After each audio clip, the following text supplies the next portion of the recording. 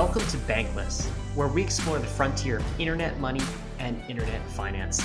This is how to get started, how to get better, and how to front run the opportunity. This is Ryan Sean Adams. I'm here with David Hoffman, and we're here to help you become more bankless. David, how are you doing after that epic episode? Absolutely fantastic, Ryan. Raoul Pal of Real Vision has a ton of different views and opinions and theses about how this crypto space is going to unfold. And for those that don't know, Real Vision does just a fantastic job of producing content that is distilling and digesting complex information about the world economy, about finance, into ways where people that don't have, privileged access to information or specifically a financial background can really understand it. And one thing that is really exciting to me is that Raoul and his company Real Vision are really putting a big step forward into the world of crypto. Raoul is super bullish on Bitcoin. He's really interested about Ethereum. He understands DeFi, and he's also making a ton of content around it. So we wanted to get Raoul on the Bankless podcast to kind of hear about his thoughts and mental models and ideas about how the story of crypto is going to unfold as it relates to COVID, as it relates to MMT, as it relates to money printing, and all the other theses and conversations that we have on the Bankless podcast. Ryan, what did you like about this episode? Yeah, it was just stellar. I think you summarized it super well. But one thing you said when we were having our after podcast conversation that kind of sticks with me is like Raoul brought a whole new dimension to the types of things that we talk about generally, right? And like we brought this other dimension to him. So it was almost a little bit of like a meeting of the minds, like almost a Venn diagram of new material that you wouldn't typically hear on Bankless. He was talking about, macro, and he was talking about like, a practical way to see how nation states and banks might fit into this new open financial paradigm. And we were talking about, monetary policy of Ether. And we're talking about how DeFi could be an underlying layer for these banks. And it was a really nice, I think, meeting of the minds in that way. And if there's anything, right? So if I were to be sort of introspective and say like, the Bankless thesis is fantastic. It's part of how I think the world will play out. And I think you do too, David. But sometimes there are times where we can err on the side of being a bit more revolutionary than maybe the world is ready for. And Raoul comes from the world of existing bankers and things as they were, and he's still attracted to crypto and Bitcoin, but he's very pragmatic. And that's why I felt like this was a nice balance. We were coming to him with like, hey, the bankless revolution. And Raoul was coming and saying like, hey, like this is how I think it's going to work out with the banks. And they're going to be cooperating with one another. And I felt like it came together really nicely and should be a super interesting listen for folks that are tuned in. If there's one thing that Raoul isn't, it's tribal. It's really hard to get away from tribalism in the crypto space. We do our best here on Bankless to not be tribal, but I think it probably seeps in every now and then. We are crypto native, right? So we have the crypto native perspective. And sometimes it's hard to get out of the crypto native perspective. And Raoul doesn't have the crypto native perspective. He's coming from the outside in. And having those two perspectives, I think, is really valuable to see what conversations happen when, somebody out from outside of the world of crypto, who's as bullish on crypto as we are, I would say, comes in and gives us his takes. And that's what we got here on the Bankless podcast today. My favorite thing about Raoul is probably that he just has a curious mind. And he's willing to admit the areas where he's strong and he knows a lot. And he can articulate why he holds the positions that he holds on things like macro and, wider economics and game theory, why he holds those positions. But he's not afraid to say like, hey, educate me on other areas, or I don't dabble into the monetary policy of Ether. Like he said that at one point. And it's just super refreshing to hear someone who's strong on what they know and has a curious mind, willing to and open to learn about other areas that they just haven't given much thought to. So I think that'll come through in the podcast as well. One perspective that I really took away from Raoul that I really enjoyed, again, coming from the outside of crypto, is that he thinks that this is much less of a revolution, right? We are not revolutionaries here in crypto. We're just building technology, and that technology is useful, and this technology is going to be used by banks and institutions and central governments. And where a lot of, Bitcoiners will, rally the flag saying, oh, they're going to, MMT the dollar into hyperinflation and Bitcoin's going to go to the moon. Raoul is like, well, no, these institutions are going to figure out the way to soften the blow, right? We are going to find ways to slowly step off of one system and slowly step onto another system. It's not going to be this violent, cataclysmic revolution. And I think that's an important perspective to take away. Absolutely. And, they're doing great work. Real Vision is doing fantastic work to educate the masses. It's some of the same work that we are doing here on Bankless, and it really takes an ecosystem. Speaking of ecosystems, by the way, we should mention the FILECOIN Accelerator that is coming up. And this is for DeFi developers and entrepreneurs who listen to Bankless. FileCoin, as you guys know, is a decentralized storage network, and you can get a 20K grant and up to $1 million in follow-up funding if you apply for the FileCoin Frontier Accelerator by the 15th of November. The reason we mention this is because we think decentralized file storage is hugely important in the journey to get our front ends, the Bankless front ends, servers that you see fully decentralized. And David, you're actually going to be a mentor on this. So you're lending the Bankless Nation help that way too.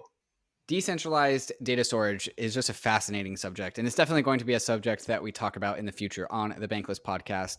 Think for a second, a thought experiment. What happens when humanity has a persistent library of knowledge that it can always add to, that is outside the hands of any one individual? Just a naturally emergently growing library of knowledge. And that's something like FileCoin with decentralized data storage can really enable. And that's something I'm really interested in seeing. And so that's why I've chosen to help out the FileCoin Accelerator program by being a mentor. So if you're interested in applying, there's a link in the show notes you can click and go through the process. All right, guys, we're going to get into this fantastic episode with Raoul Pal. But first, we're going to talk about some of these sponsors that make this show possible. When you own crypto, what really matters is the security and ownership over your assets. Being a part of the Bankless Nation means having complete sovereignty over your crypto. The easiest way to do that is with a Ledger hardware wallet. A hardware wallet is a little device that manages your private keys for you, so you don't have to worry about proper private key management. Your Ledger hardware wallet keeps your private keys private, but still lets you have easy access to your crypto. The combination of my Ledger hardware wallet and MetaMask lets me store my crypto assets in the most safe way possible, but still lets me easily access Uniswap or all the other DeFi apps that I use on a daily basis. If you already have a Ledger wallet, you can use the Ledger Live app to participate in some of the money verbs that we discuss in the Bankless program. The Ledger Live app is your headquarters for managing your personal crypto finance.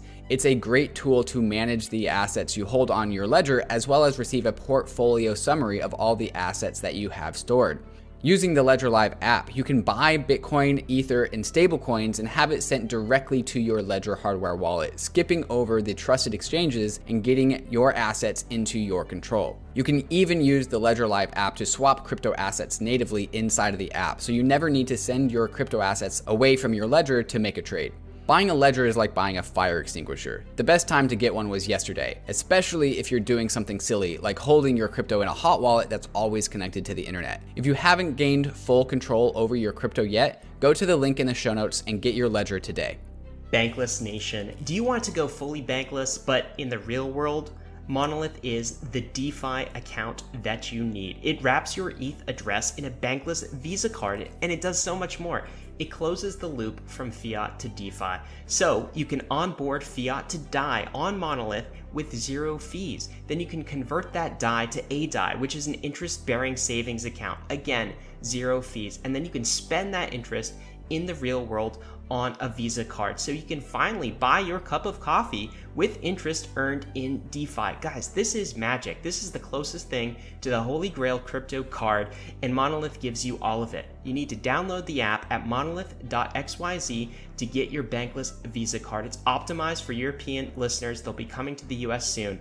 And when you get that Visa card, the Monolith card, tweet about it when you do. I love seeing people unpackaging their beautiful Bankless Visa cards. It makes me realize that the revolution is here. Search Monolith in the App Store. All right, guys, I hope you're ready because we're about to bring you Raoul Pal of Real Vision.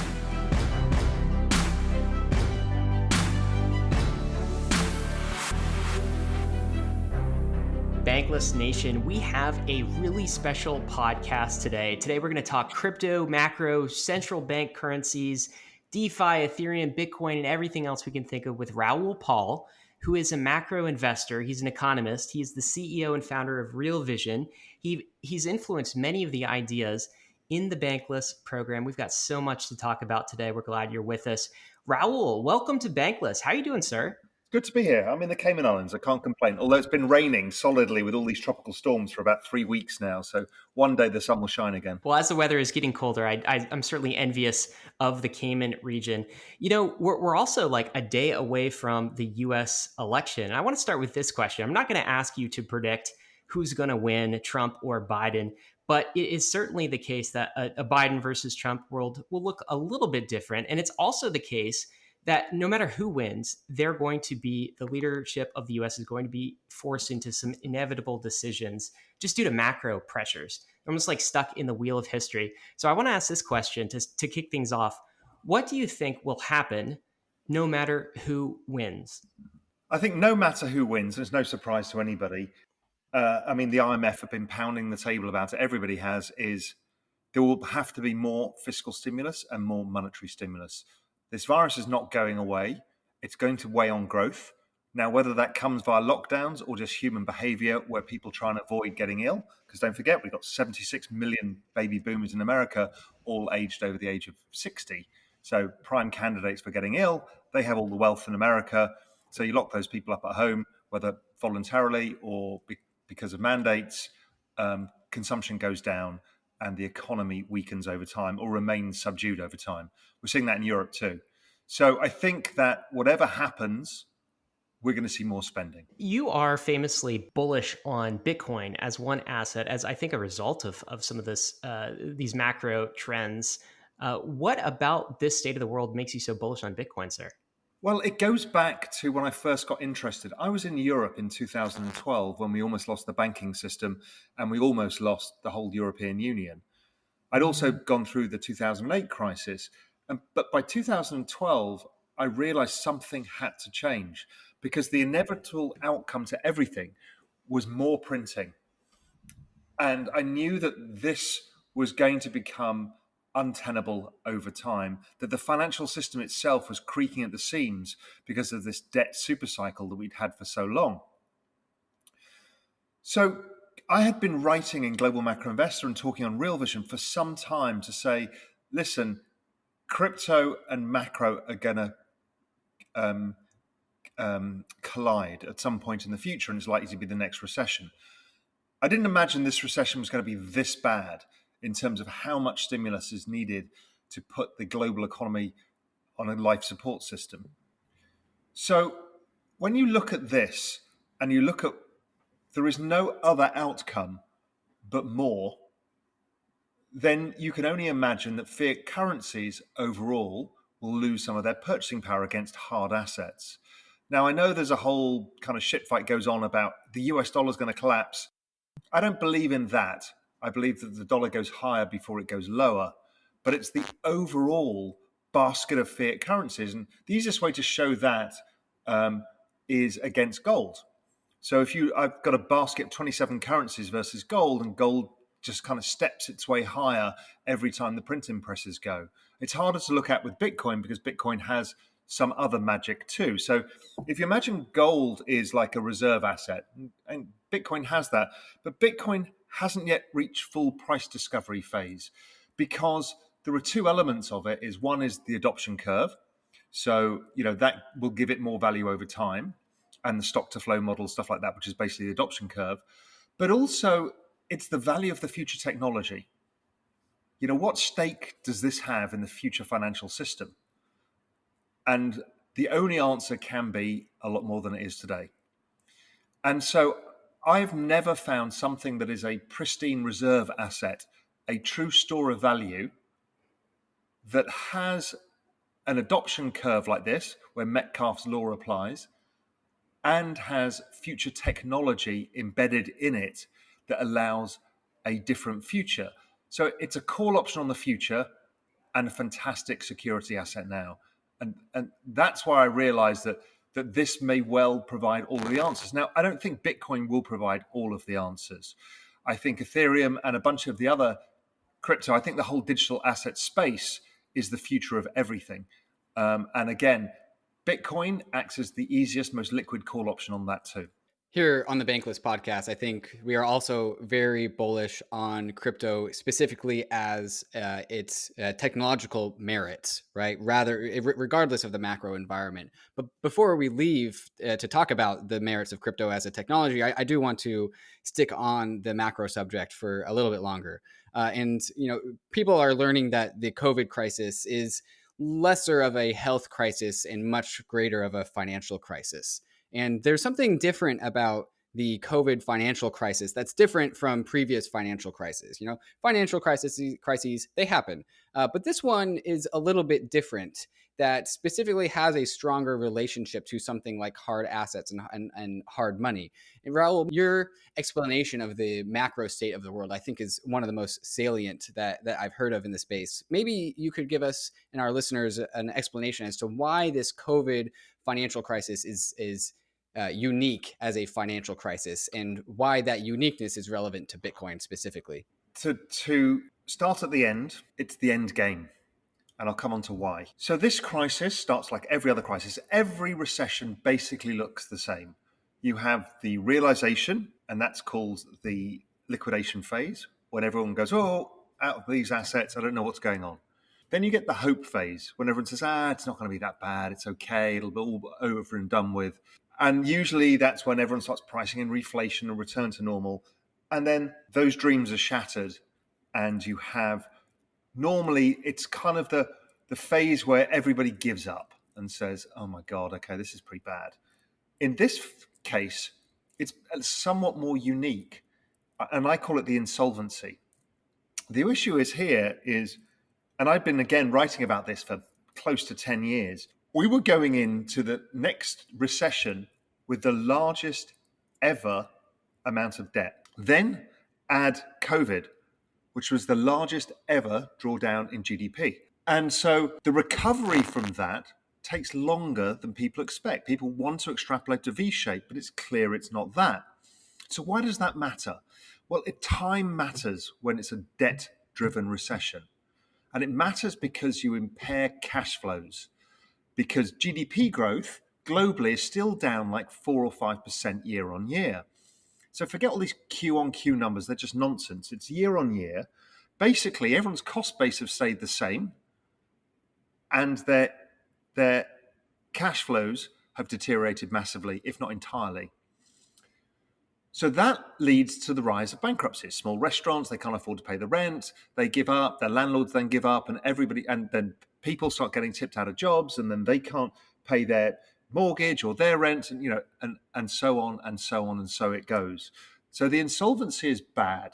It's bad also for corporations because we're seeing a shifting business model away from the old businesses like GE or AT&T, capital-intensive, heavy old businesses, into the SaaS business model, where you don't need much capital and you don't need many people and you don't have high costs. So you're seeing a destruction of businesses accelerated by this crisis. So all of this is happening, which is terrifying in itself. You've got the banking system that never really recovered from the last crisis, particularly in Europe, because debt is saddled and the velocity of money doesn't work, i.e. money doesn't flow around the system because of new regulations in the banks that have stopped it happening. But you reach this point just as interest rates were at zero. So what the hell do you do? That's when it gets interesting, because now all the optionality is for massively increased quantitative easing and negative rates. Because if we'd started this recession with rates at 4%, we'd have a lot of room.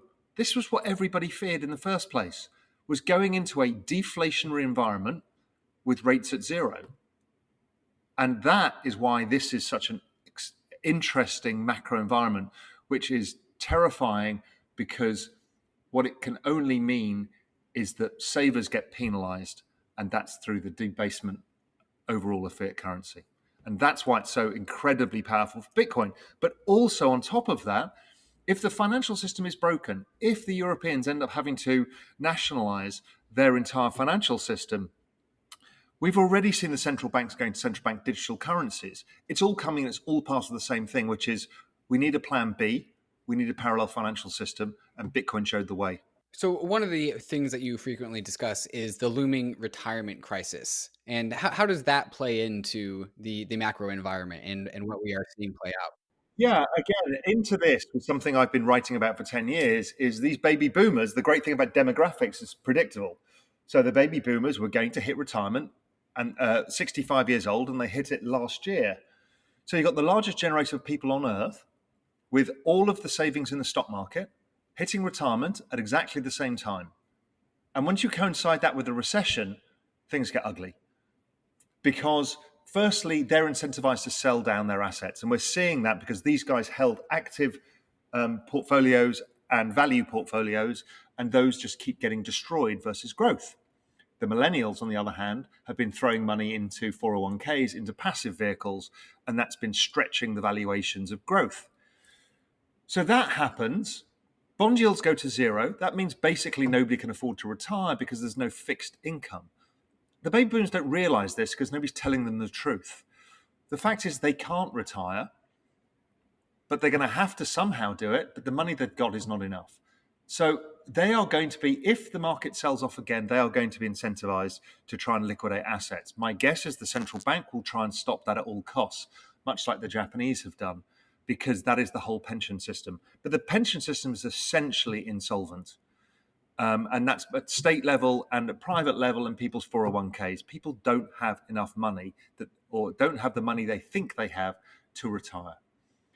So that means that you end up with net sellers of equities, which we're seeing, net sellers of housing, at the same time that interest rates have gone to zero and the financial system's creaky. People can't get access to money and people getting tipped out of jobs. It's really not a good mix. Can you get out of this? Possibly, but it's going to take a bloody miracle. Does this hit all nation state economies equally, or are there some economies, some nations that get hit worse by these macro trends versus others? Essentially, you can split the developed world down into the older populations versus the younger. So the oldest population of all is Japan. They've been going through this for a while, but their economy was basically supported by the rest of the world still growing. Then after that, you've got the Europeans, Switzerland being the oldest, then Germany and Italy and Spain, etc. And they have been doing this, but they are not equity holders. They're fixed income holders, and they switched quite a long time ago because the Europeans created regulation to avoid this very mess that the US is getting itself into. So it's not so bad in Europe in a pension situation, but with yields so low, obviously when you retire, you've got no income. So everybody's consumption will have to collapse over time. So that is a deflationary offset to anything else going on in the world. But there is another part of the world, and the US follows that. So the US is the younger of the developed populations, but not much so. Now, the rest of the world, you can look at an amazing group of countries that I call the Monsoon Countries, based around the Indian Ocean, with India at the center. So that's India going up as far north as Iran, across as far as Morocco, down the Swahili coast of Africa, Indonesia, Malaysia, Singapore, the Gulf. All of those countries have the opposite demographic: high savings rate, low debts, young populations. So those countries don't look anything like this. It's a very, very different world for them. So it's an extraordinary situation. Raoul, a listener hearing this might still be skeptical with why we have to print money, right? So maybe you can illustrate a hypothetical outcome of a world that goes into this financial crisis that we are seeing ahead of us, but for whatever reason, central banks decide to not print money, right? And just to throw caution to the winds and say, you know what, we're not doing it. We're just gonna let things play out. In that world, what happens? Well, I'm not sure the outcome is any different. The time horizon is.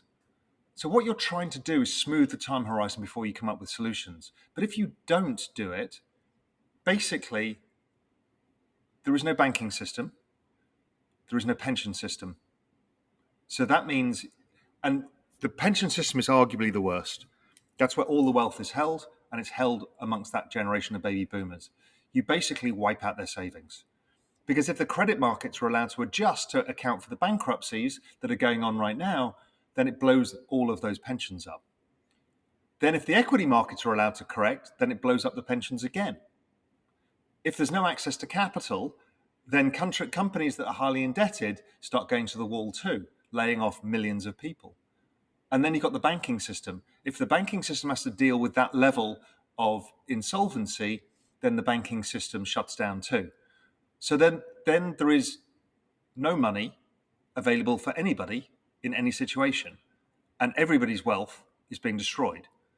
So the question is as a central bank and a government, do you allow that to happen, or do you allow the slower destruction of wealth via the printing of money to take place while supporting assets for as long as possible?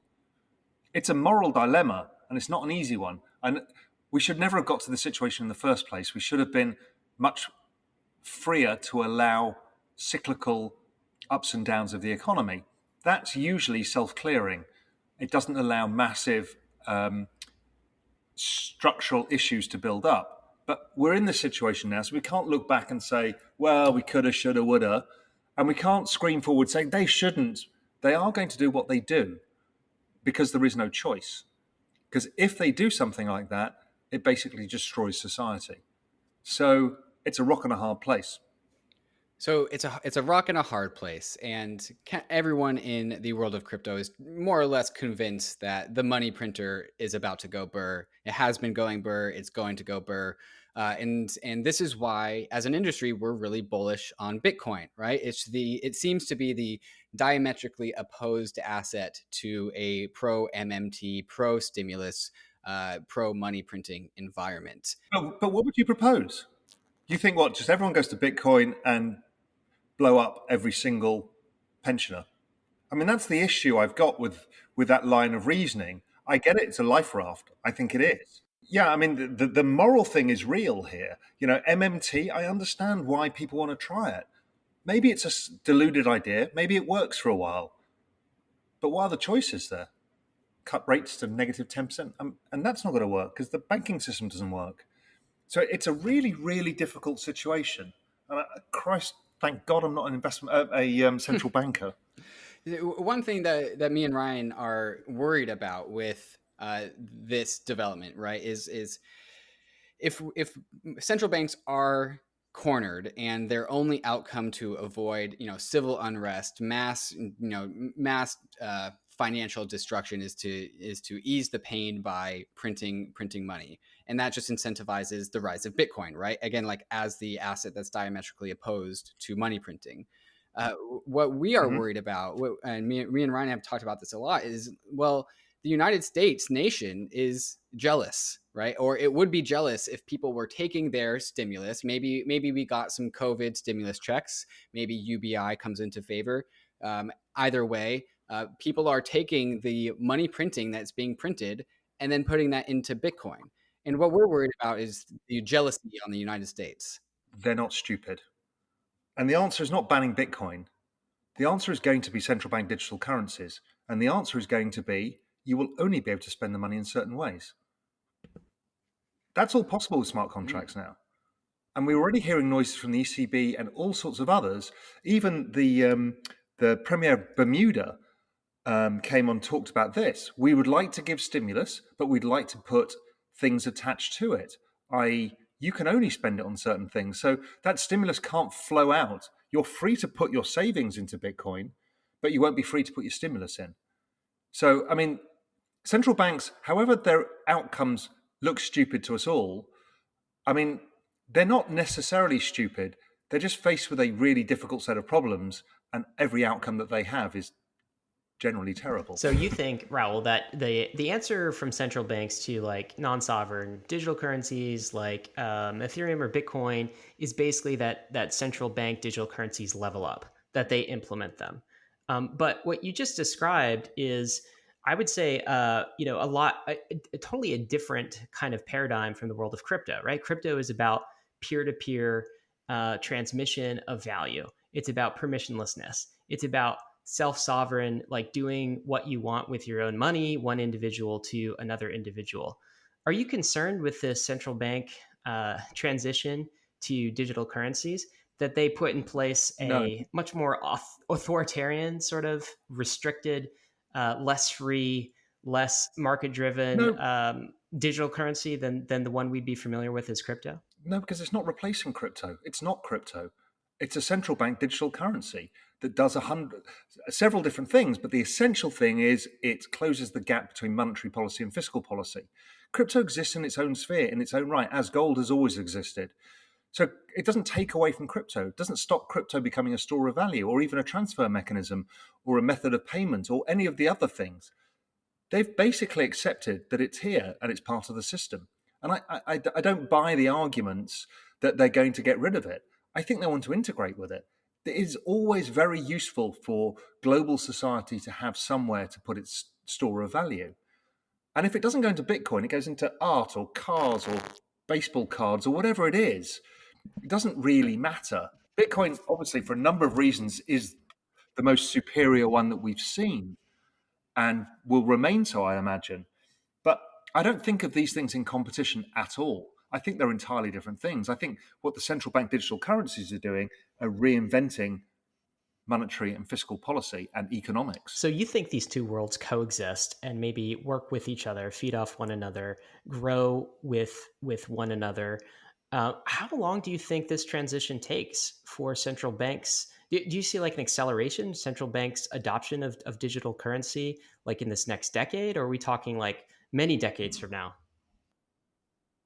Oh, I think within 5 years, we'll have a digital euro, digital dollar, digital pound.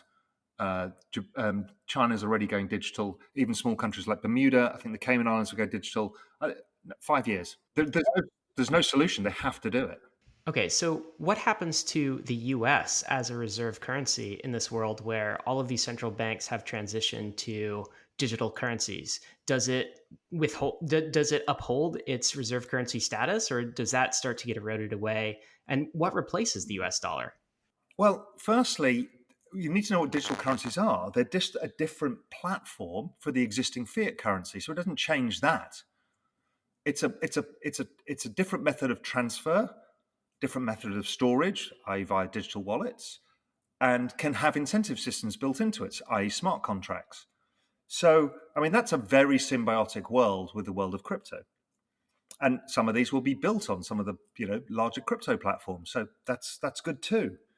So, I don't really see the issue with where that could all go. Now, in terms of the dollar, that's a separate issue, and it's nothing to do with digital world.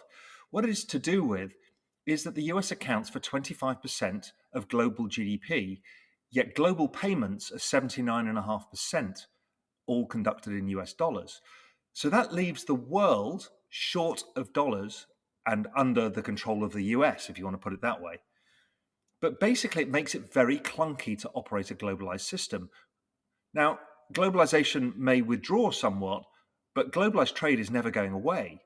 And this is a huge problem. It's a massive problem for a country like Brazil or South Africa that is a commodity exporter, and the vagaries of the dollar destroy or build its economy. That can't go on.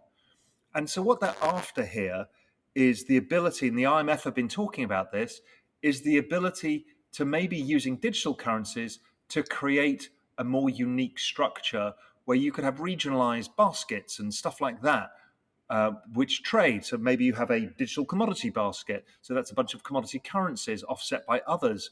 You can create, this is what Libra, Facebook's Libra was. You can basically recreate different monetary payment mechanisms, and that moves the world away from the dollar. So yes, it's very dollar negative over time, but it's not an abandon of the dollar. It's actually a fixing of the mess that this dollar standard has got everybody into, because it's so all powerful and restrictive on every single nation that uses it that people just need a different answer. And, in this world where it looks like there's going to be a sharing of power with China, the US, and others over time, well, then people don't want to use somebody else's currency. So let's say China is trading with South Korea. The last thing they want to use is the US dollar in the middle of it. So they're going to find solutions to allow this to work.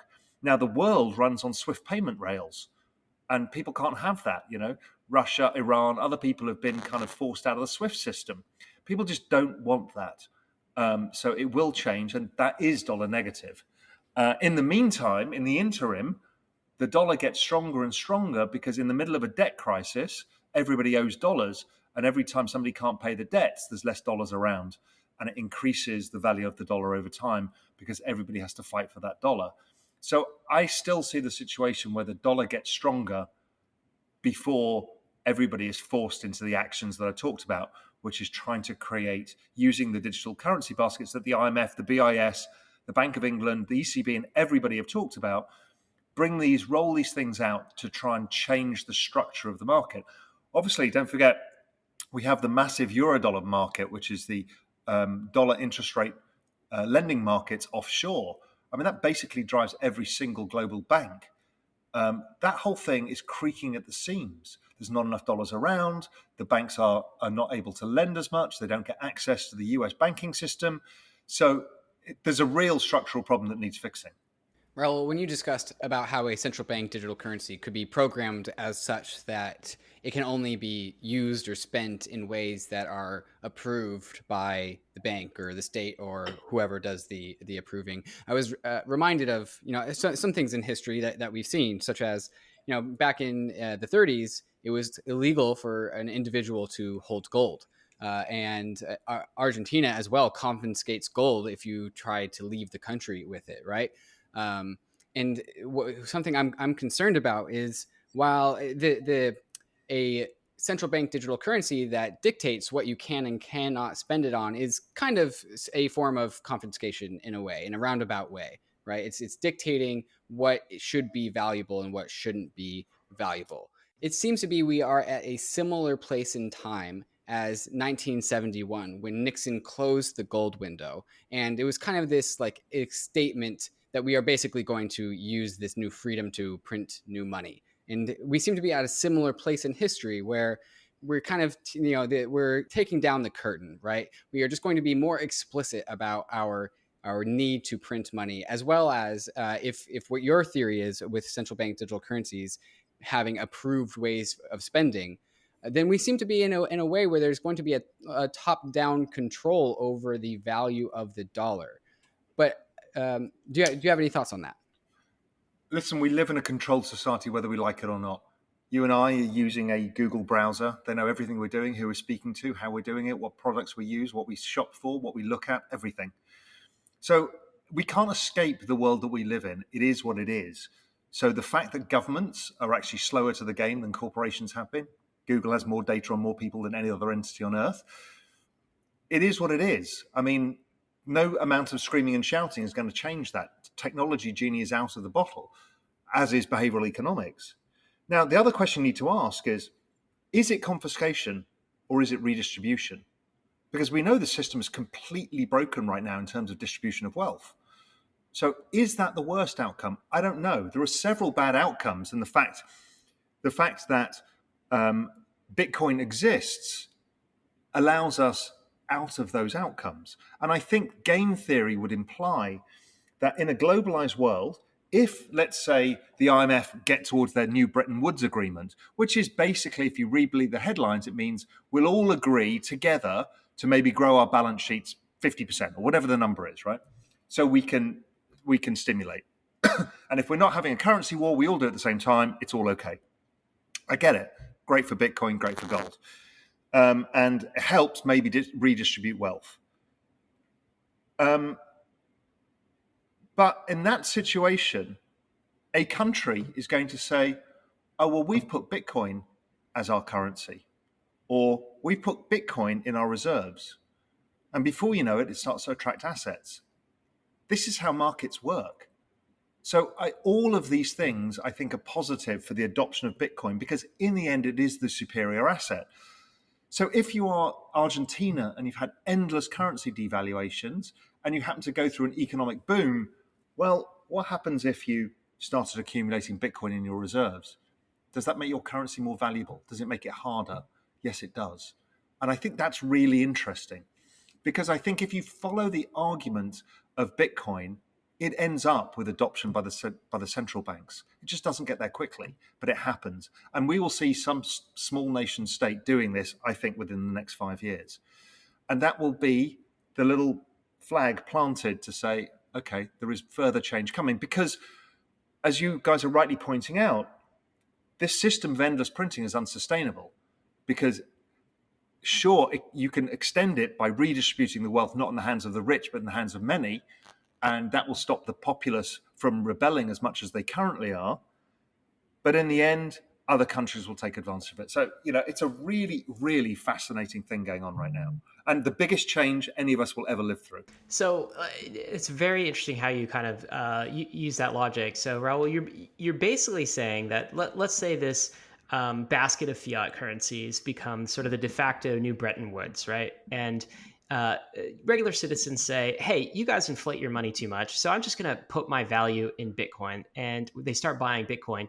Rather than government starting to ban Bitcoin, or as FDR did in the 1930s, make it illegal, you think that is unsustainable from a game theoretic perspective? Let me stop you there a sec. This FDR thing comes up a lot. It was only the US that tried to ban it, and the gold price went up, and it didn't work. Right. So everybody else used gold. So there is exactly the example I'm using, is if you ban one group from using gold, guess what? Switzerland exploded because the US citizens and others use Switzerland. So that argument is always the wrong argument. Everyone says, they'll ban Bitcoin. Look what they did then. Well, they didn't on a global scale. Could the IMF try it on a global scale? Sure. But maybe Russia will say, well, we'll use Bitcoin. Exactly. A player incentivized. It happened with genetic technology. It happened with all sorts of things where everyone goes, well, we're going to ban it. And before you know it, Israel, Brazil, and others were allowing it.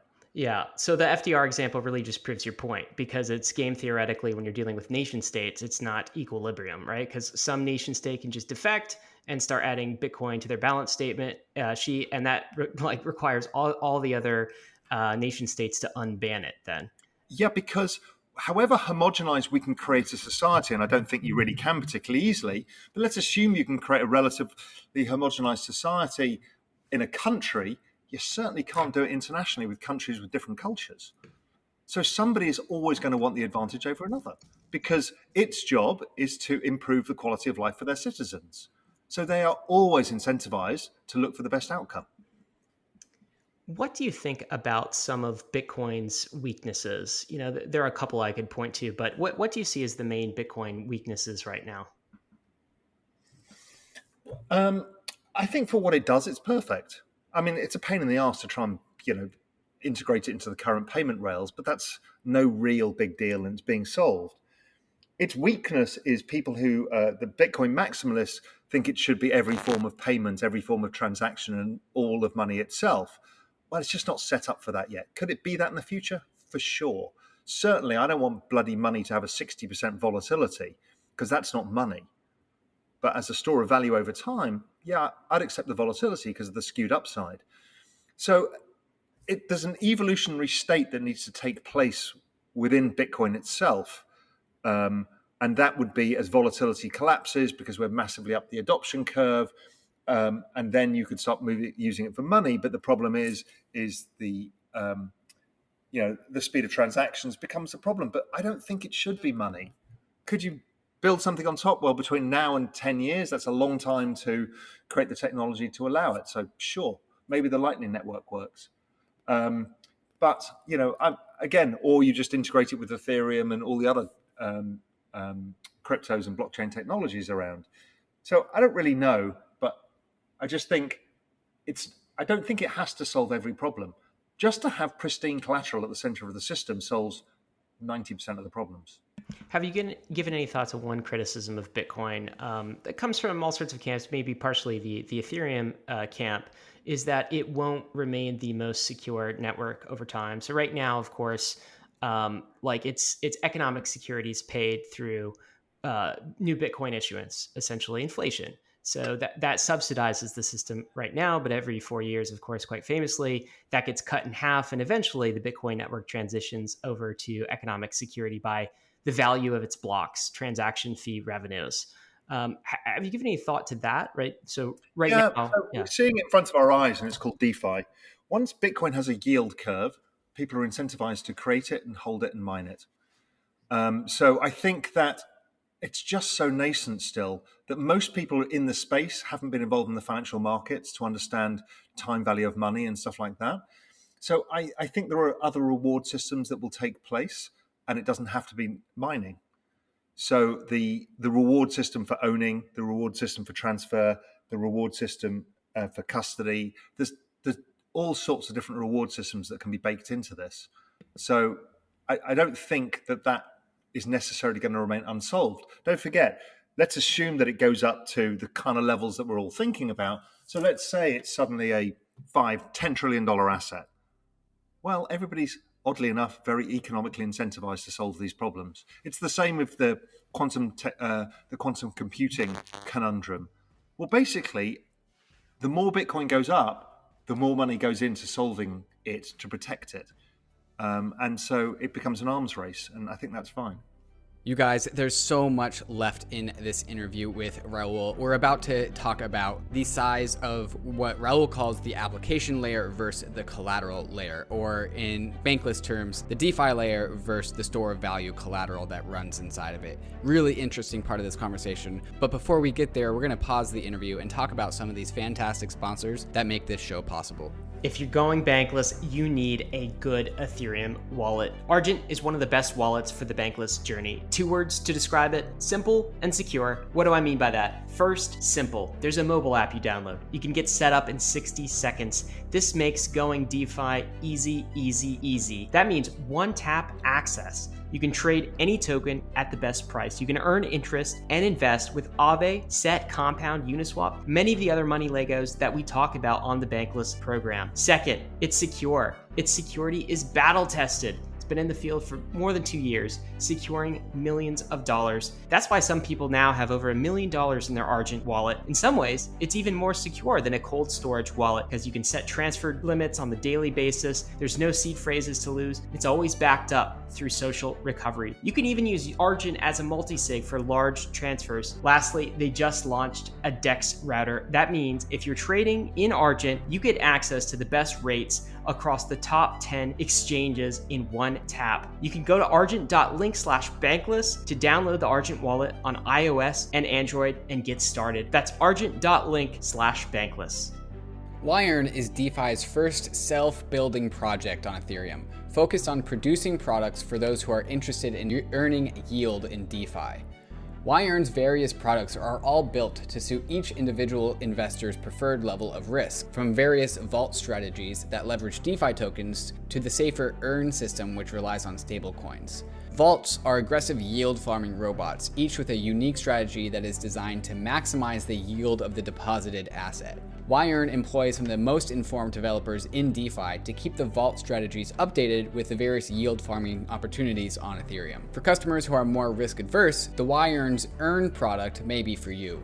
Earn is a yield-aware dynamic money market that automatically seeks the best interest rates across the various DeFi protocols and regularly migrates your deposited stablecoins between the DeFi protocols that are returning the best yield at the present moment. YEARN is a system that is just a little over 4 months old, so things are still very much an experiment. However, this hasn't stopped people from depositing over $700 million worth of assets into the YEARN system in order to find yield on Ethereum. Perhaps the people that deposited all this money were tired of constantly making daily transactions to follow the best DeFi interest rates, and maybe the gas fees that they were paying ended up eating too much into their profits.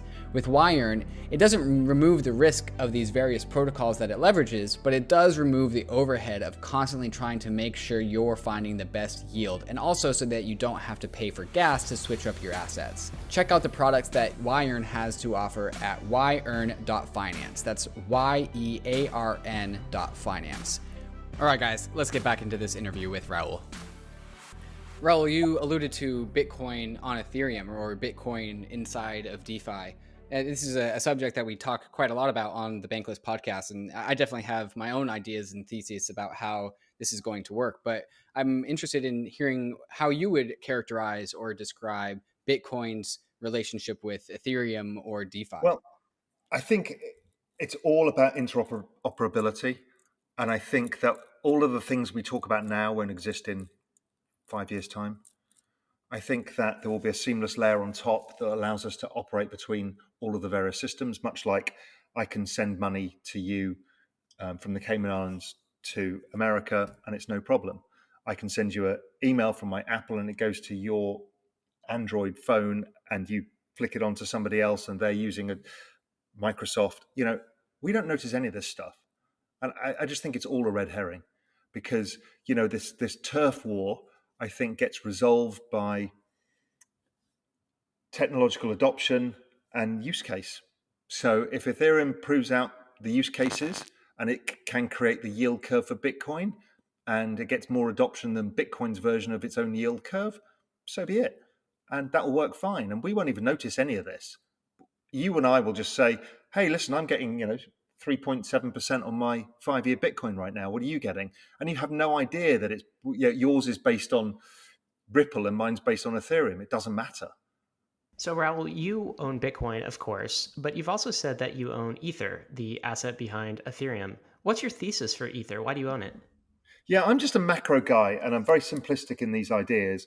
And it's basically I understand the potential weaknesses of Bitcoin, which is right now they haven't solved the transactional speed and the smart contracts element embedded within Bitcoin as well as they have in Ethereum. Ethereum's not perfect by any means, but the amount of intellectual application going into developing on Ethereum because of the smart contract element means that if there is a platform for the future, then Ethereum has a really good chance of being that. And that's for the financial system, or it's a custody system, or it's the store of value, or it's legal systems, or it's notarization systems, and all of this stuff. Well, Ethereum looks pretty good for that. And I don't think of Ethereum as a currency. I think of it as a share in a platform, in the success, the network effect of that platform. While Bitcoin, I think of as a reserve asset. So why not? Let me push back on that, Raoul. Why don't you think of Ether as a currency as well, as a reserve asset? There are some ways it is acting as that today. It is a non-sovereign store of value, and the most trustless non-sovereign store of value on the Ethereum network. For instance, on Ethereum, it doesn't have any other dependencies, so it's being used as collateral, as a trading pair, as all sorts of things. Derivatives are being built on top of Ether as a store of value. In some ways, when you port Bitcoin over to the Ethereum network, you lose some of that trustless dimension that you had in the first place on the Bitcoin network, and Ether provides a substitute. Why couldn't Ether be a currency, a reserve asset, and a non-sovereign store of value? Well, for me, it feels more like a bond than it does a currency. So bonds are just a layer on top of currency, right? So the dollar's the currency, and the treasury market is the application layer, and equities are the application layer. It just feels more like that. Doesn't mean it doesn't have value or store of value or anything like that, but it just feels different. And I could be dead wrong, and it doesn't matter to me whether I'm wrong or right because I own it. but the idea is that I think there is a world of which the Ethereum network is worth more than the Bitcoin network. What would have to happen for that to be true, for that world to exist? Just the applications layer is larger than the collateral layer. I mean, the collateral layer in the world right now versus the derivative layer is a small fraction. So I don't really see why that should be a problem. In fact, you don't want the collateral layer to be everything to everybody. You actually want it to be the safe place. So we have a take on Bankless on Ether, the asset called the triple point asset theory, which is basically using kind of how matter can be a gas and a liquid and also a solid, right? And Ether can be three components. I think it fits into what you're talking about with the bond. But we think there are three asset superclasses, right? You have capital assets, you have commodities, and you have store of value type monies. And Ether, it seems, can be all three at different times. So it could be a commodity when it's used to pay for a transaction, like gas, like oil, and that's always been used. Ether is oil, right? Well, that's true. But it can also serve as a money, as a store of value, like Bitcoin when it's used in DeFi as collateral. So you can print stablecoin on top of Ether as collateral. But then when it's staked, it becomes a bit more bond-like, right? So Ethereum moving from proof of work to proof of stake, Well, what's stake? Essentially, you're putting it into a bond. You're not touching it, and you're getting a yield curve from that bond. So then it becomes bonded. And our thesis is that Ether is all three of those things at once. It can form between the gas and the liquid and solid and be all three of those. What's your take on that? I don't know. I don't know. It could be. Is that how it ends up being used? We'll have to see. I mean, the problem is there's so many unknowns within this universe. And it's like Bitcoin could be everything too. It just depends how it gets adopted. Again, Microsoft could have been a database company, or Google could have been something else. It just depends what gets adopted in the end. So I really don't know. But again, I can see why the tokens have value. I don't doubt that for a second. But what I don't know is such a dramatically fast-moving technology as all of this space, it's almost impossible to calculate the odds of what is going to develop. And it was the same when the internet came around. We had no idea where this was going to go. And I think that's good. I'm happy with that, because all I know is it's going to go from here to somewhere. And that somewhere is a lot bigger than here. So I'm a macro guy again, to get into the weeds of how it does it or what the actual outcome is irrelevant, because all of the outcomes mean a higher price for Ether. But I think it's interesting that you've chosen both Bitcoin and Ether. Have you chosen any other assets in this space that are appealing? No, I mean, I love the whole idea of tokenization, the digital asset space overall. But I'm a macro guy, so I don't generally buy equities. I'll buy or sell indices. I'm very top down, and it's just not my knowledge set to be deep in the weeds of stuff. I can be deep in the weeds in terms of the philosophy of where I think things are going and how they interact and how you connect all the dots. That's my kind of expertise. But when it comes to the different technologies, I have no clue how this is going to work. So could something else also feature? For sure. But I'm unlikely to invest in it yet because I don't understand it yet. But I do understand tokenization. But again, I'm not the kind of single stock investor, so I'm unlikely to do something in that space yet. But I'm super interested in it because I think everything gets tokenized. So, Raoul, we have a thesis, the Bankless thesis, which kind of illustrates in my mind, like a marriage between Bitcoin and Ethereum. But it also does some other things as well. And you've labeled some of these characteristics that Bitcoin has, that it also has some weaknesses. And then there's also some strengths that Ethereum has that also has some weaknesses. And namely, the strength of Ethereum as a smart contract platform that can host DeFi is one of its greatest strengths, right? And then also Bitcoin's monetary policy is also one of its greatest strengths. Our thesis here at Bankless is that Bitcoin didn't go all the way when it comes to bringing trustlessness and decentralization to the world of finance, right? It just kind of focused on the decentralizing or providing a new alternative to central banks. And in a world that is cryptocurrency / cryptography first, that isn't enough, because if you interact via Bitcoin banks, Bitcoin has scaling difficulties, right? There's only so many transactions that can get onto the main chain. And so that means that we need Does that not make it more valuable?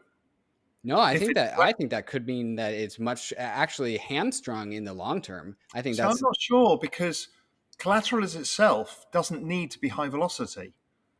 So I'm not entirely sure that its restrictions don't end up being part of its value, because then you don't build the derivatives layer on top of it. Mm-hmm. You don't do a bunch of things on top of it because it doesn't function well for that, which is, what Ethereum does super well, because it is much faster. It's much more flexible. And Bitcoin's inflexibility is its very advantage, as is Ethereum's flexibility. I just think of them as entirely complementary, like pepper and salt. Yes. And this is why we were talking earlier about like the jealousy of the nation state when money printing goes on and people are putting all that money into Bitcoin. And then also we have also seen nation states, ban gold, right? Or ban Bitcoin based off of this, not wanting to be able to control the value of their own currency. And in a world where Bitcoin uses Bitcoin banks and institutions to manage transactions to the main chain, in a world where a nation state doesn't want their citizens to have a relationship with Bitcoin needs Ethereum to be able to have that optionality of being a financial store of value in a way that doesn't require centralized intermediaries, which are ultimately extensions of the nation state. And that's largely what the Bankless thesis is. It's not only the automation of the central bank as Bitcoin, but also the commercial bank layer via Ethereum. Yeah, and I don't think of Bitcoin as the automation of the central bank. I just think it's entirely different. Like gold. I mean, gold stands on its own merits. It has nothing to do with anything else. Yeah, I think Just, that's what I mean. Mm-hmm. yeah. So, and yes, I agree. Interoperability, that is going to be the key word for the next 10 years because it all can exist side by side. It is not one against the other. It's the whole space together is more powerful than any individual component part, I think. So Raul, what do you think of this wacky world of DeFi, right? So on Bitcoin, like inherent in the network, you can hold Bitcoin, of course, you can transact with it on Bitcoin. Of course, there's transactional limitations. On Ethereum, you can do other like money verbs, right? So you could also lend, you can also borrow. There's something called Uniswap where you can trade without a intermediary, without a bank, as we would call them, banklessly. What do you think of this wacky world of DeFi? Does it make sense to you? Yeah, totally. It's just reinventing the money markets for the digital era. I have no problem. You have to have the time value of money. Nothing works without it. Literally, it's as old as money itself. And that is what is happening in DeFi. The markets are struggling to price the time value of money and taking into account risk. We don't know the risk yet. So we don't know what are the right solutions, what has more risk than others. We have no analysis of that. But what we're doing is planting the seeds of the future of a whole financial system. Because without the time value of money, you don't have a financial system because nobody's incentivized to lend. And so, it's super important, super interesting. It will fail many times. It's like opening up in a village square and saying, right, all of you can become money lenders, lend money or borrow money from who you want. That's what's going on, Yeah. right? Unrestricted money lending. Guess what? 99% of people blow up and one person figures it out. It's always the case. It's perfect. It's just survival of the fittest going on in front of our eyes. And what it'll do, it'll keep iterating and improving all the way through. So what we know now as DeFi will not be what we know in 5 years' time. Yeah, agreed. Does it feel a little bit like the early internet in that way, right? So like the internet, you had AOL and closed gardens like that, but the internet really hit its stride when anybody could build a website, right? Like any browser could view whatever you want on the web. It's all open, it's all permissionless. You want to do something on the internet, you create your own website, right? This almost has that for assets and like money markets. You want a new money market? Write some code, publish it to Ethereum. No one can stop you. You don't have to ask anyone for permission. Do you see some analogies there with the early internet? Well, it is the internet of money. I mean, I totally agree with that. What that really means, I mean, that's a big philosophical question that I don't think any of us really understand yet, because I know that things are changing so dramatically and so fast. But I think that's right. And what I love about something like this is here is capitalism in its purity, where everybody's trying to develop the best solutions and the best will win. Fantastic. What still doesn't make sense to you about this world? Is there anything that you're like Ethereum or ETH's monetary policy or like DeFi? Is there anything that still leaves you scratching your head? No, again, because I don't look at stuff like ETH monetary policy because I just don't care. Simply this fight about how many ETHs are there, because you're comparing apples and oranges. You're saying my apple's not hasn't got a skin on it like an orange. I mean, it's ridiculous. So what I want to ask you guys is why the ridiculous tribalism? Why can't people just say, you know what, this is the most exciting space I've ever seen, and there's a number of permutations and combinations that can play out, and we should be embracing that? Why the relentless tribalism of my house is better than yours? Oh, I love that question. Yeah, that's I, fantastic. I think we try to push back against that tribalism, to be honest. Like, so, I mean, it is a huge feature of the space, right? Yeah, it's in our DNA for sure. yeah, it is. The bankless take is like both ETH and Bitcoin because it's similar to yours. We're building a new financial system from the ground up, and you want both of these networks and both of these assets in the long run, right? These are assets for a new monetary system. But I mean, I think there's something to the tribalism that this is not just a technology, but it's also like a social technology. It's there's an element of it. It's a bit less like using Microsoft versus Apple, and a bit more like I don't know, being a Christian or being a Muslim or a different religion, right? There's some religious element to this social layer. At least that's what we've certainly observed. Yes, and the reason religions have that element is because they then become self-sustaining, right? It's for adoption purposes. Right. So I do understand that a feature, what looks like a bug is actually a feature, which is tribalism is a feature because it allows things to survive. Here's another question I'll ask you. Let's move away from finance because I'm also interested in, you've seen Verizon has just made this announcement about putting news on the blockchain.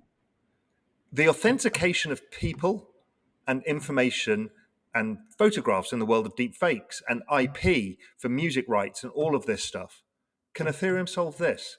Oh Because yeah. this is a huge layer that nobody's really talking about yet because everyone still thinks this is all about money. It's not. It's all about trust. I do think that sometimes, especially with related to like this election, sometimes you show some evidence to people and they just don't care. And I don't think Ethereum solves that problem.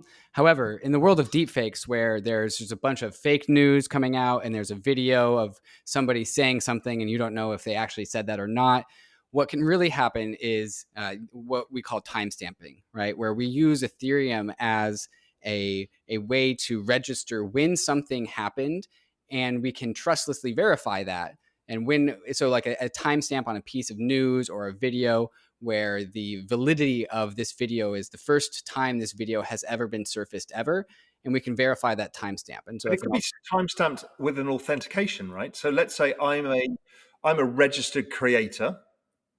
So I then release it with my timestamp and authentication code, which is on the blockchain. It solves all the problem overnight, right?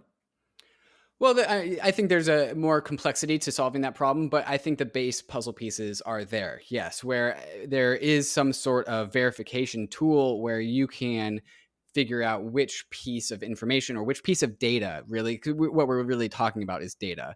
What piece of data came into the world first, and we can organize that via what we call a Merkle tree on Ethereum.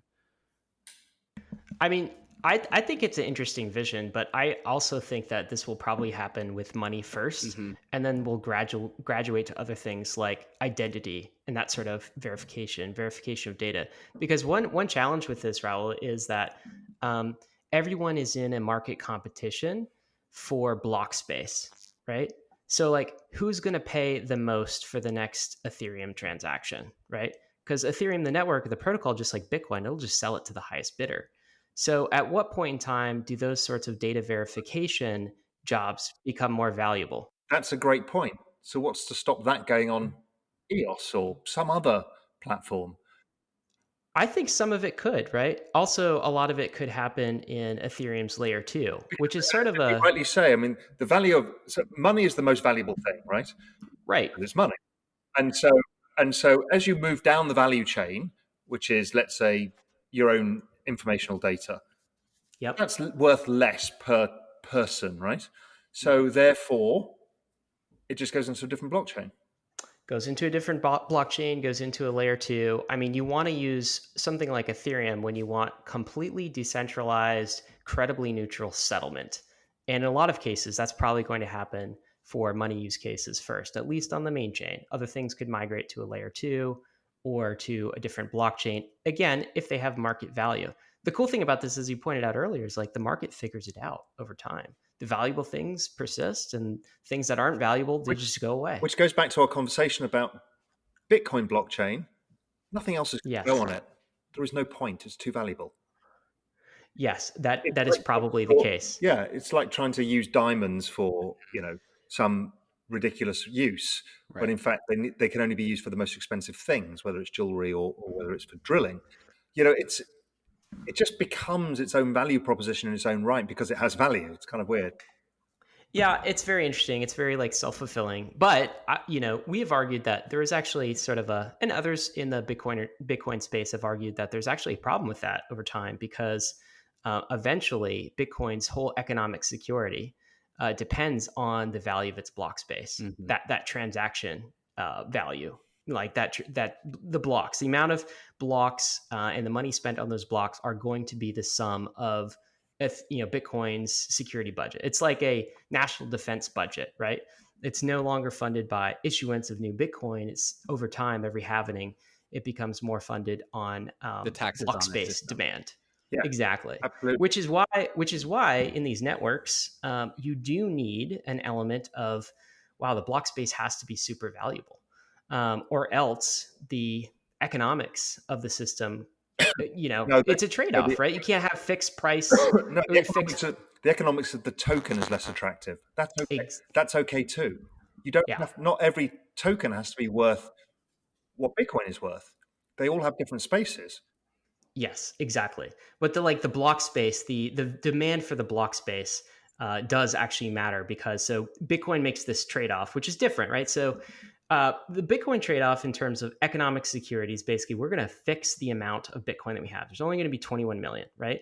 But we're going to stop issuing and subsidizing economic security and transition that economic security to transaction fees, the value of the block space, people spending money on Bitcoin block space essentially. Yeah. Ethereum's monetary policy is a little bit different. It says basically like we're not going to sacrifice security, minimum viable issuance to maintain the same security level, right? So that we don't have a fixed cap.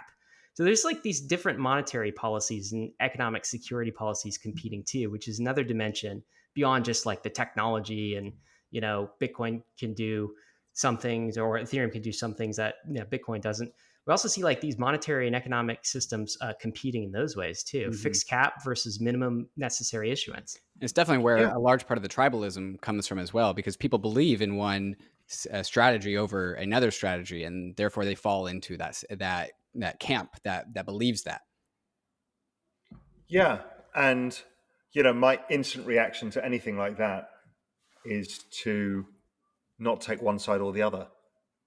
It just doesn't make sense to me. I'm just not that kind of person because I'm looking at the overall opportunity set as opposed to one versus another. Because but I understand that it's important to have tribalism because it's what drives Bitcoin right now because it's adoption. Without tribalism, you don't get adoption. Religions wouldn't get adopted without that religious fervor, the adoption of it itself, and the this is the one exclusive of all others. Anybody who starts a religion says, well, we'll just include all other religions in it, kind of doesn't really work because it doesn't adopt. So it's fascinating. How do you think institutions are viewing this space these days, Raoul? Like they see the tribalism and the wackiness that goes on a little bit, right? But like, are they taking this space seriously now? Yes, they are. I don't know anybody who's not. Yes, there's a bunch of dismissive people, but overall, everyone can see what's happening. Well, for God's sake, if the IMF are talking about it, then everybody is. It's not. I mean, no longer underground, right? Even the IMF, though, like in their words, they're a bit more dismissive, right? Like using terms, not necessarily the IMF report that you're referencing, but like so-called stable coins, right? Definitely relegating Bitcoin in a position of too volatile to be a real competitor to anything. But you think they're taking this whole space seriously now, which is maybe different than a couple of years ago. Are we in a totally different world now? Yeah, we're in a totally different world. I keep talking about the wall of money. I don't know anybody who's not looking at it or understanding it. Everyone's still in the past, so far in the past, thinking about narratives that they want to ban it. Nobody gets it. The banks don't want it. I mean, everyone's like, okay, it's here. We get it. We understand. So what's holding it back, right? Imagine you're a pension fund and you want to buy Bitcoin. You have to get your trustees to agree, or a bunch of crusty 70-year-old guys who don't really trust it. It just takes a long time. The financial markets are slow. They move fast in price, but slow in terms of development. It takes time. You've got to get legal agreements. You've got to get people on side. A bearer asset is a bloody nightmare for anybody.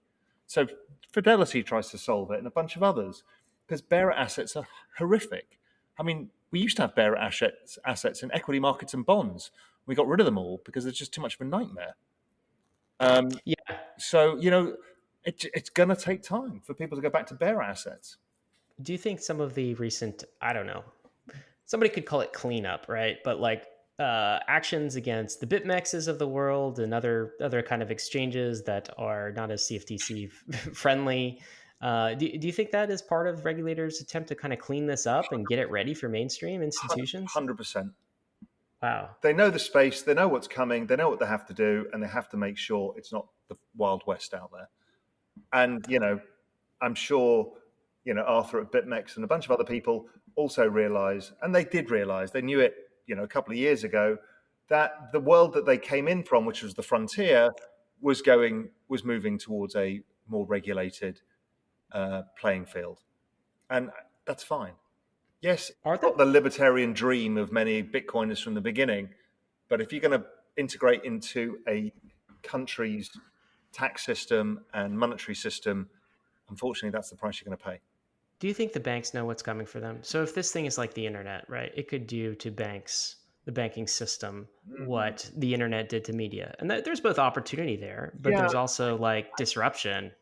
They do and they don't. They are a little bit arrogant because they have monopolistic power and monopolistic rent. So you tend not to be open to disruption. But, I know the guys, people like Goldman and JP Morgan, I mean, they all know this stuff inside out. They're all waiting to have trading desks and they're all building out blockchain stuff internally. So, I mean, they're not going to let it go past them. I mean, if anybody thinks that Goldman's going to get disrupted by this, he's on the wrong planet. Well, how soon until they just acquire a Coinbase or something? When are we going to start to see that activity? Well, not yet, because they don't want the liability of all the retail side. But trust me, the moment the pension funds start moving, all of these banks are in it. So Coinbase has a big problem then. So it's not going to be a straightforward fight here. There's going to be a big fight back from the banking sector to get involved. And they have a lot of capital.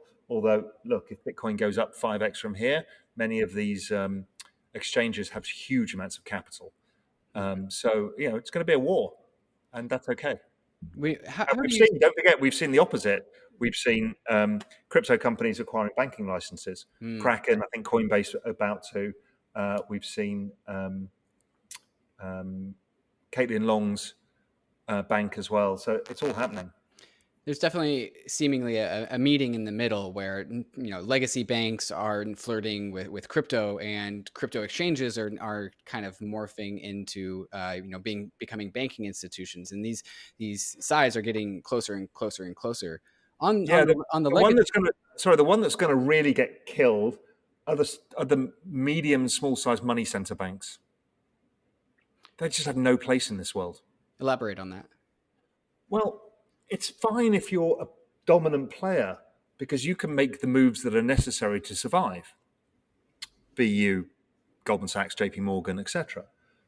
But if you're the XYZ Bank of the Midwest and you're just a money center bank that does normal banking stuff, I mean, you just don't have a business model. It's much like, what happened over COVID and the rise of video and what's happening at universities mean that almost all of the second tier and third tier universities are basically going to zero over time because anybody can do it on the internet now. So you turn a very cost-intensive business into a SaaS business model. That is what's about to happen in the banking industry. And none of these guys can deal with it. When you see legacy banks start to flirt with crypto, is acquiring something like Coinbase a first move, or what other first moves do you think are on the horizon for legacy institutions that want to get into this space? I think they'll build their own custody first, because then they've got ownership of the asset. And then they'll offer derivative swaps and all of the stuff that everybody else uses. So what I find so fascinating about this too, Raoul, is not only do the banks have to contend with these with crypto and adapting that, they also have to contend with the tech companies who are entering, right? Like Facebook want something to say about banking. Yeah. And, probably Google and other large tech Yeah, and companies, again, same thing's going on in and if you China. read the ECB statement and the IMF statement, they're like, good luck, there's going to be a huge fight in fintech. And that's right. I mean, they're accepting it because they said the private sector will innovate much faster than the governments can. It'll also innovate faster than the banks. They know it. It's interesting though that like banks have had some kind of protected status, I would argue, like in nation states, right? Yeah, So and this is the answer, right? This is why the central bank digital currencies are coming. What are the Europeans going to do with the banking system? There is no way to solve it. There's just not enough money. So what are they going to do? I think they end up nationalizing it, move to a central bank digital currency for distribution of money, and allow fintech to be the layer that distributes it. It solves their problems. what do you think of China's strategy though? Do you think they're going to eat everyone's lunch before the West can get its act together and figure this central bank digital currency out? No, they just have their place, as everybody else will, and China's place is going to be large. Because in the end, South Korea will transact not only in digital yuan, but with a basket that contains that, with maybe other trading partners. So I don't think there's a first come, first served, winner takes all in this. I don't think it's a race for the central banks because it's the same currency. It's just digital. It depends on the applications layer and stuff like that. But again, I don't really know. Well, we're talking about banks. One of our most bullish DeFi theses is that basically the banks, the new banks, whether they're fintech companies, tech companies, old banks, whatever, they're going to start building on top of DeFi protocols, right? Maybe on Ethereum, just as Coinbase is built on Bitcoin as a value store. So that might mean something like Uniswap is the pooled liquidity shared across all of these banks, or there's some lending and borrowing money market protocols that are all code based, not owned by anyone, that these banks then build services on top of. Have you ever thought about that world? Yes. I mean, I think it's all available, right? And we've seen it in the internet itself and the apps that we've built and all of this stuff that yes, there are big centralized repositories for internet usage, be it Google or Facebook or whatever, but there's millions of other participants, some of whom can make supernormal profits and some of whom fail. So I do think all of that is coming, but there is going to be regulation around lending. There has to be, because humans have proven time and time again they're not very good at borrowing money. How do you think regulation is going to be expressed when some of these DeFi protocols are, the social contract of some of these things is inherently to be anti-regulated? There was it's a very off-piste story. Back in the mid-2000s, like about 2010, out of China into the UK and other countries around Europe came something called plant food. Plant food was basically genetically modified, genetically engineered cocaine MDMA cross. And because it was not banned, because it wasn't cocaine or MDMA, it was available everywhere. Then the governments tried to ban it, so they looked at the chemical bonding and said, this is banned. And then the Chinese produced another one and another one and another one. They banned one after the other. New Zealand actually gave up and said, forget it, we're just not banning this stuff any longer. It's just too complicated. While the EU and the UK tried to devise broader rules around it. So I don't know what format that will take. Some countries will choose not to regulate at all, and others will choose to have broad top-down regulation because granular regulation is not going to work. Do you think your game theory, like rationale, might apply here too? Right. Well, so I don't know. some countries, I'd rather have the security than the Wild West. Right. So I'd be much happier with somebody I know and trust that is probably regulated, because I'm not using money for criminal activity. I don't really care whether the government knows I've got money or not. That's not relevant to me. So now, could that change over time depending on more nefarious uses by government? Of course. But I would rather go to a place that's better regulated, where I know my money's securer, than a place that's less regulated and I don't think my money's so secure. And that's proven true with the crypto exchanges. One thing that DeFi does promise, though, hopefully, if its potential holds up, is that all of that information, the assets that it holds, is available in a transparent way on chain, so Yeah, anybody can audit it. You yeah, know, and so does Bitcoin. And guess what? There's still tons of Bitcoin stolen that never gets recovered. So, true. it's good, but it's far from perfect. Raul, this has been fantastic to talk about. Do you have? We want to do a quick lightning round, which is we ask you a question and you just do a quick reply, like 5 or so questions. You have a few minutes for that? Yeah, of course. First question: have you tried DeFi yet? No, What would make you try? nobody's going to prize my Bitcoin away from me. So I have no interest in taking any risk with it whatsoever, because that would be stupid. I don't. In this day and age, if I look at Bitcoin's upside versus the potential to earn, 5% yield, I don't care. To be honest, it's just not relevant in something that's skewed with a 50x upside. Can I earn another 5% a year in interest? It just doesn't matter. So for me, it's not on my radar screen. Not on your radar screen until there's some kind of investable thing that you can do that you can't do somewhere else. Would that be Well, the if case? it's something that doesn't provide the risk return that, let's say, Ethereum or Bitcoin have, then I'll worry about a yield. But we've learned from the VC markets that capital appreciation can be extremely powerful versus income. So, with your opinion about what DeFi is it centered around providing yield? Is that what DeFi is to you? And you're just saying that the yield that is being offered on Bitcoin and DeFi is just not worth the risk of some of these platforms. Is that correct? Well, it's not worth the risk or the opportunity cost of some of the potential upside if something goes wrong. So the point being is it's very nascent. We don't really know what's going to work within it, and I'm literally won't take that risk with my Bitcoin. Now, could I do it with other money and put it on Ethereum? Can I use my Ethereum for it? Again, it's not going to drive my returns. So it's not worth my effort to discover how to do it or why to do it. I want to ask about your hard money allocation. So, allocation of ETH versus Bitcoin versus gold. What's that like in percentages right now? It's a quarter, 3/4. So gold is a quarter, 3/4 is Bitcoin and Ethereum. And split between those two, it's like 80 to 85% Bitcoin. Okay. That moderately matches the market caps of these systems. That makes sense to me. I hadn't even thought of it that way, but probably does. Yeah. Uh-huh. Although gold would be much bigger if that were the case. Yes, right? yeah, specifically between Bitcoin and Ethereum. Raul, if you had to guess, what would be the first central bank to buy crypto and put it on their balance sheets? One of the Caribbean nations. Why them? No, actually, yes. One of the Caribbean nations that doesn't have a pegged currency, or one of the Latin American countries.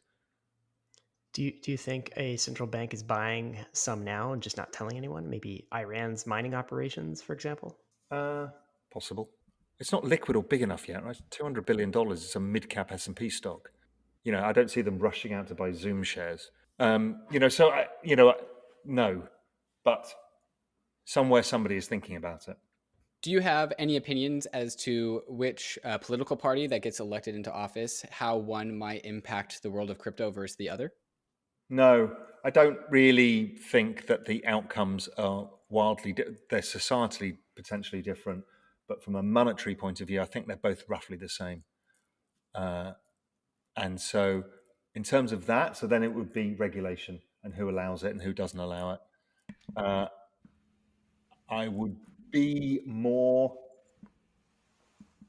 think it would be more likely that a Democrat government would allow for the disruption of the banks versus a Republican government at the margin.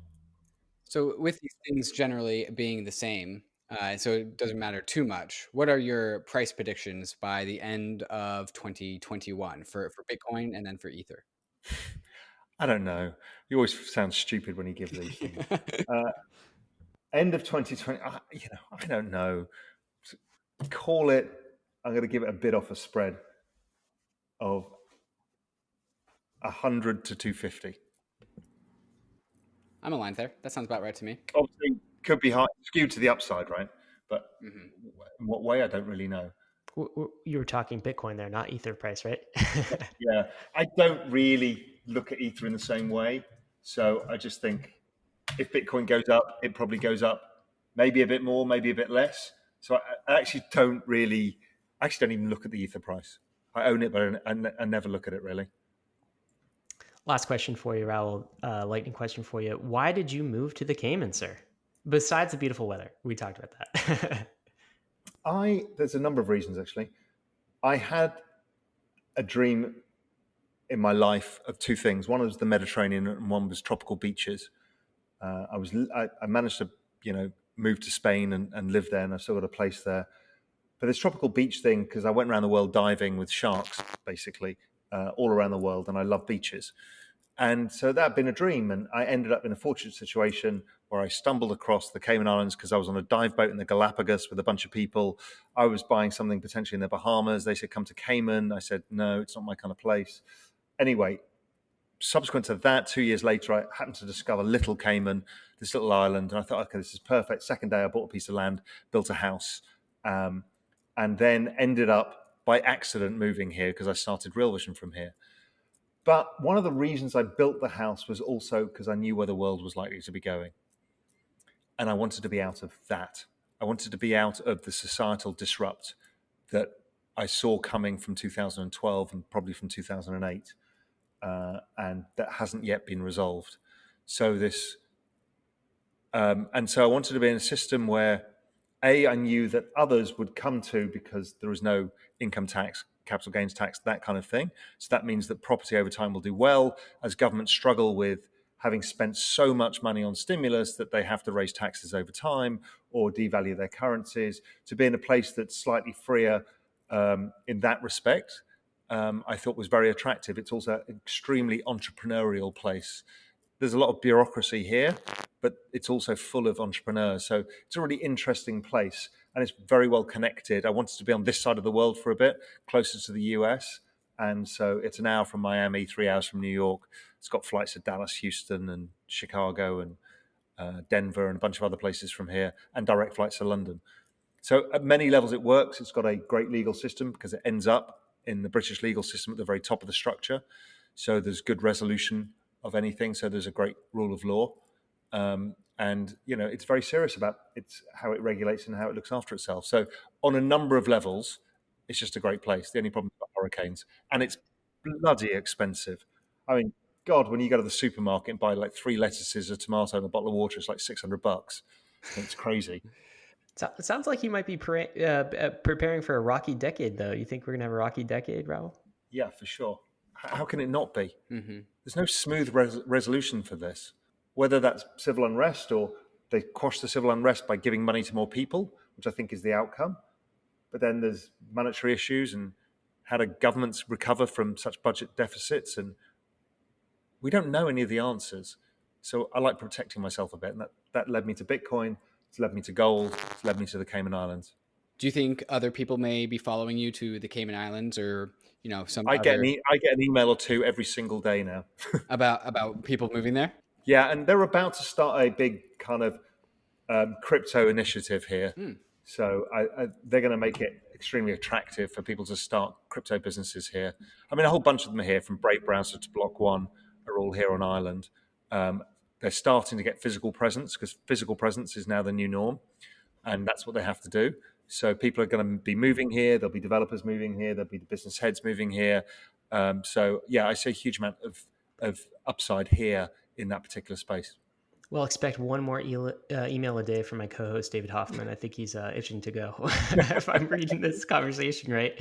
Raoul, it's been such a pleasure. Hey, last question for you. Can you tell us a bit about what Real Vision is doing in crypto? The content you guys are providing is off the charts amazing these days, and I know you're doubling down on crypto. What's going on there? Yeah, we already made the world's best finance content, but crypto had been part of the journey from day one. The first ever video had Bitcoin in it. And as I've been explaining, the macro and crypto worlds were going to combine. They've now combined. So many of the largest players in the industry came to us and said, listen, we need that unbiased, high quality, deep dive, in-depth analysis that Real Vision has. Can you do something? So we are launching Real Vision Crypto. We've launched it internally for our existing members, but it will be launched globally on, I think, November the 18th. It'll be probably the biggest launch in the entire crypto media space, and it will be free. And we're doing that in conjunction with some of the largest partners in the industry who shared our mission to democratize the very best financial information and help the space grow up, develop, and gain a better understanding, to maybe knock down some of those tribal barriers and maybe just bring everybody's understanding up, whether it's hedge funds, family offices, pension funds, or the guy in the street. So that's what we're doing. And so look out. It's going to be something really amazing. That's fantastic for the Bankless community. More Ethereum, more DeFi content. Is that coming our way too with this new crypto focus? Well, if you look at the content now, it's been about 50% that, at least, maybe 70% at the moment. We have to, in fact, so much so that we had an editorial meeting saying we need some Bitcoin people on. Because there is so much going on in the space, right? There's a lot to go. Music IP through to DeFi, through to platforms that build interoperability to, I mean, there is everything going on. It's crazy. You can't keep on top of it. It's crazy exciting. David and I make this a full-time job, and we both miss things like on a daily basis. So It's fantastic. You guys are doubling down in this space. We really appreciate it.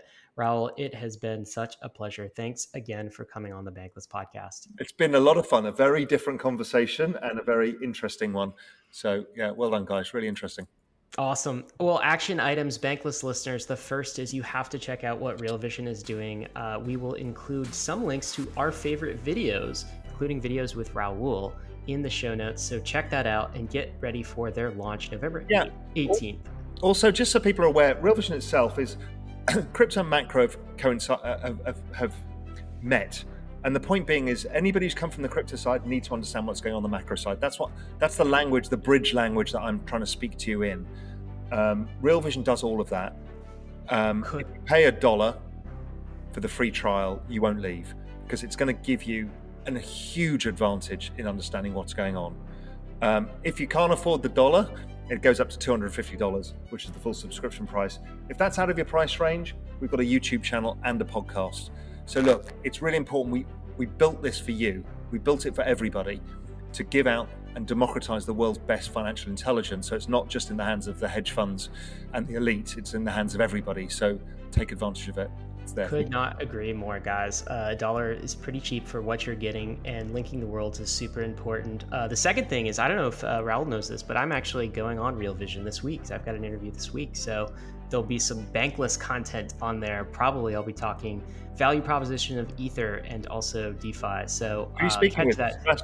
Sebastian? Yeah, he's really in the weeds on this stuff, so you'll love it. Oh yeah, he was great, very knowledgeable. So there'll be some I guess cross media intersection there as we educate each other. We're all part of the same space, and it's all of our jobs to educate as many people and help as many people as possible. Because honestly, this is the first chance in any of our lifetimes where the average guy, the little guy, and the big guy have been given the same opportunity at the same time, and it's ahead of the institutions. That never happens. Could not agree more. Guys, maybe you missed the internet in the early days. Don't miss crypto in the early days. This is early days stuff. Get educated on this stuff. And Raoul and his team are helping out with that. All right, risks and disclaimers. None of this was financial advice, of course, guys. ETH is risky, so is Bitcoin. All crypto is risky. DeFi is too. You could lose what you put in, but we are headed west. This is the frontier. It's not for everyone, but thanks so much for joining us on the Bankless journey.